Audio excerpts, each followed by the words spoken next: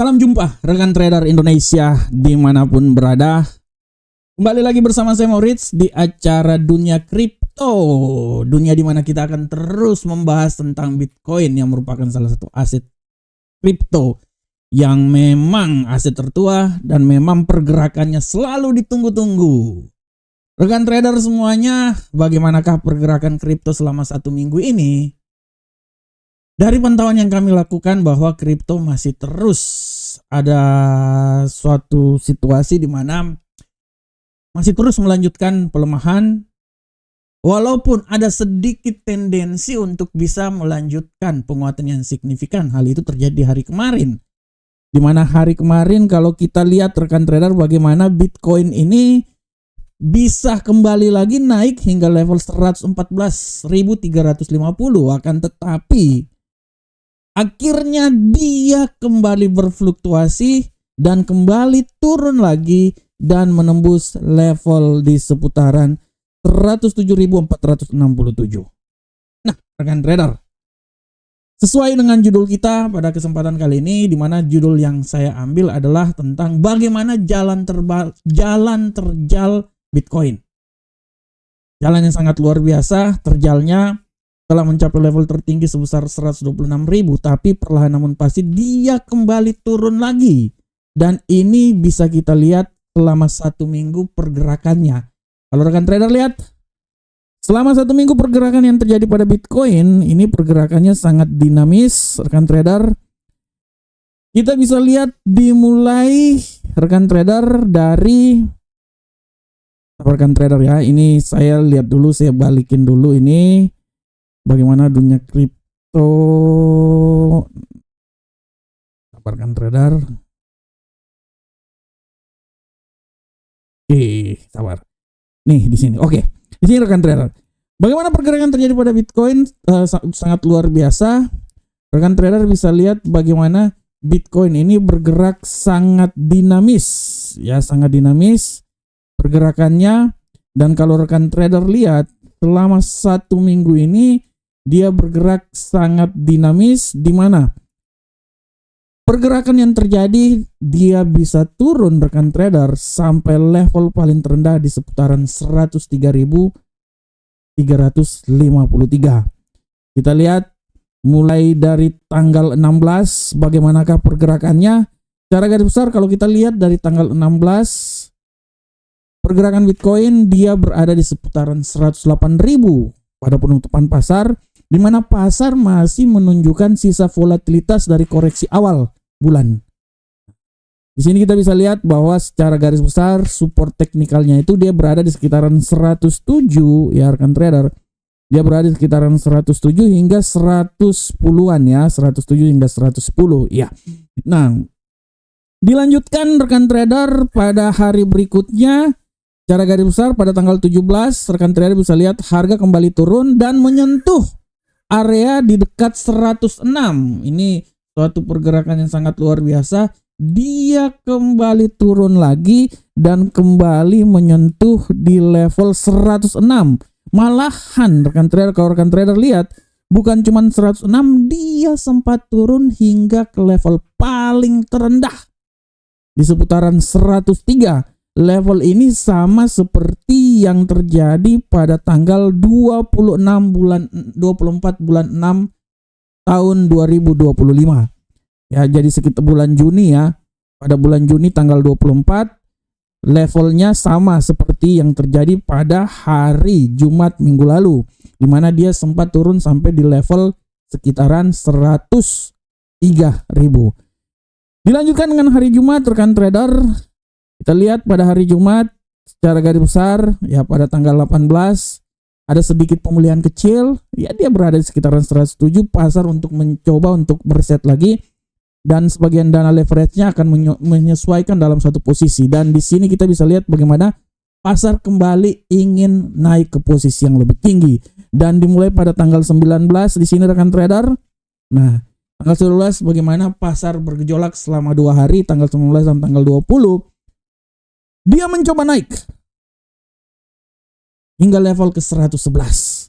Walaupun di tanggal 19 sempat turun di level 106, dan di tanggal 19 ya tanggal 20 dia sempat naik ke level 111.642. Ini sesuatu yang sangat luar biasa, ada sedikit keinginan untuk naik lagi, dan di hari kemarin rekan trader bisa lihat bahwa sempat mencapai rekor di seputaran 114.350 walaupun akhirnya dia kembali jatuh lagi. Dan di hari ini rekan trader, tepat di hari ini tanggal 22, bagaimana pasar bereaksi dan kembali turun rekan trader. Nah, ini yang harap kita lihat bersama-sama, bagaimana selama 1 minggu ini pasar masih terus bergerak, mencoba untuk kembali naik lagi ke posisi yang lebih tinggi, tapi jalan terjal yang terjadi sehingga masih membuat Bitcoin ini jatuh lagi dan mencoba kembali lagi ke level terendah. Hari ini berada di sekitaran 108.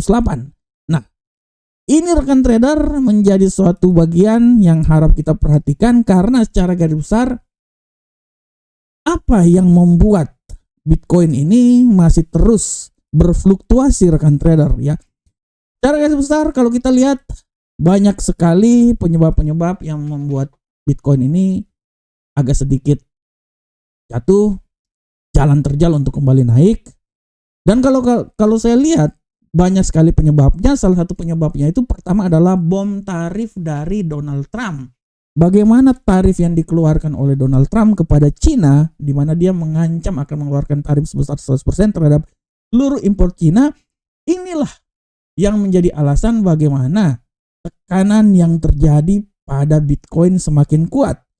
Dari aksi tersebut memicu aksi jual yang sangat besar pada pasar kripto, karena para investor global mencoba untuk keluar dari aset-aset yang berisiko. Ini termasuk salah satu pemicu juga bagaimana Bitcoin itu bisa turun ke posisi yang lebih rendah. Pemicu berikutnya kita bisa lihat adalah bagaimana Cina menahan ekspor rare earth-nya rekan trader ya. Nah, di sini secara garis besar kontrol terhadap rare earth-nya ini, di mana ini adalah suatu bahan baku penting untuk chip berteknologi tinggi. Nah, aksi ini yang benar-benar sebagai suatu langkah balasan terhadap kebijakan yang dilakukan Amerika, sehingga dia kembali meningkatkan sentimen risk off secara global dan sangat mempengaruhi arah pergerakan Bitcoin. Selain itu juga kita bisa lihat bahwa Bitcoin masih kalah dengan emas sebagai suatu aset safe haven. Di keadaan seperti kayak gini ya, pasti pasar akan mencari aset safe haven, dan emaslah yang merupakan tujuannya. Sehingga kita bisa lihat bagaimana perbedaannya sangat mencolok, di mana emas bisa naik sampai ke level 4.000-an lebih, 4.400 rekan trader. 2 hari yang lalu 4.423 yang merupakan level tertinggi dalam sejarah ya. Inilah rekan trader, inilah yang menjadi alasan kenapa Bitcoin agak sedikit mengalami pelemahan.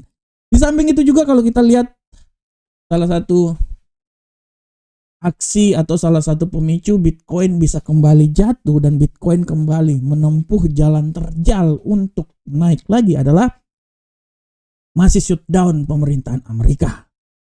Secara garis besar, penutupan secara parsial pemerintahan Amerika menghentikan rilis data penting ya, seperti data CPI, laporan tenaga kerja, data-data lainnya. Nah, sehingga ini sangat mempengaruhi arah pergerakan pasar. Pasar tidak mau masuk ke aset-aset yang penuh risiko dalam keadaan seperti kayak gini, dan pasar akan mencari aset-aset safe haven. Sehingga kembali lagi Bitcoin sedikit mengalami penekanan. Nah, itu adalah merupakan penyebab kenapa Bitcoin bisa mengalami pelemahan. Di samping itu juga ada kepanikan ETF Bitcoin. Kita bisa lihat bahwa ETF spot Bitcoin di Amerika mencatat arus keluar sebesar 1,2 miliar US dollar. Aset keluar, arus keluar aset ETF Bitcoin ini sudah barang tentu membuat Bitcoin itu akan mengalami pelemahan rekan trader, dan itu memang benar-benar terjadi rekan trader. Dan kita bisa lihat Bitcoin bisa turun sampai ke level 103. Sehingga dari sini kita bisa bilang bahwa Bitcoin masih tetap mencoba menaiki jalan terjal untuk kembali ke posisi yang lebih tinggi. Tapi kita akan lihat ke depan bagaimanakah pergerakannya rekan trader. Nah, oleh karena itu rekan trader, bagaimanakah pergerakan untuk minggu depan? Nah, ini dia rekan trader. Untuk pergerakan selama 1 minggu ke depan hingga tanggal 29 nanti, dari pandangan saya, Bitcoin memang masih punya peluang untuk kembali jatuh lagi rekan trader. Dalam pandangan saya, Bitcoin masih punya peluang untuk kembali jatuh lagi, walaupun masih ada secercah harapan untuk Bitcoin naik lagi ke posisi yang lebih tinggi.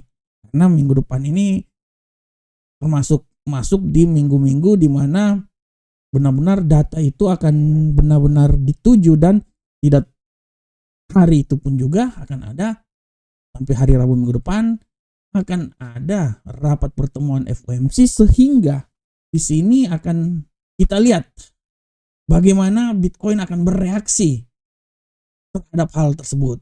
Sehingga dari sini secara garis besar kalau saya mau bilang buat rekan trader semuanya, pergerakan yang terjadi pada Bitcoin untuk 1 minggu ke depan menurut saya masih tetap ada sedikit tendensi pelemahan, dan dalam analisa saya dia ini akan bisa melemah sampai level terendah di seputaran 104.860,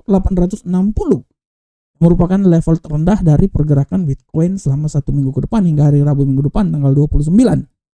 Nah, yang menjadi pertanyaan, apakah dia punya peluang untuk naik lagi ke posisi yang lebih tinggi? Yang menurut saya masih tetap punya peluang rekan trader. Dan peluang itu adalah dia akan mencoba naik hingga 115.000 rekan trader. 115.000 US dollar, ini dia bisa sampai level yang paling tertinggi. Tapi untuk mencapai level tersebut minimal dia harus bisa melalui level antaranya itu di seputaran 112.848. Nah, apabila dia melewati level antara di seputaran 112.848, artinya Bitcoin punya peluang yang sangat besar menuju level ketinggian selama 1 minggu di seputaran 115.000. Oleh karena itu rekan trader, tetap lihat terus apa yang terjadi, pergerakan yang terjadi. Minggu depan pun juga akan banyak sekali data-data informasi yang dikeluarkan, walaupun di tengah penutupan pemerintahan Amerika yang sudah masuk ke hari 22, tapi setidaknya segala sesuatu bisa terjadi. Tapi dalam pandangan saya, kalau seperti kayak gini ya, Bitcoin akan terus mengalami pelemahan, walaupun tidak tertutup kemungkinan dia bisa kembali lagi ke level tertinggi hingga menuju level 115. Oke rekan trader semuanya, demikianlah prediksi dunia kripto kami pada kesempatan kali ini. Kami berharap semoga apa yang kami berikan bermanfaat untuk rekan trader semuanya. Akhir kata, assalamualaikum warahmatullahi wabarakatuh. Sampai ketemu kita di edisi dunia kripto minggu depan. Salam profit Indonesia.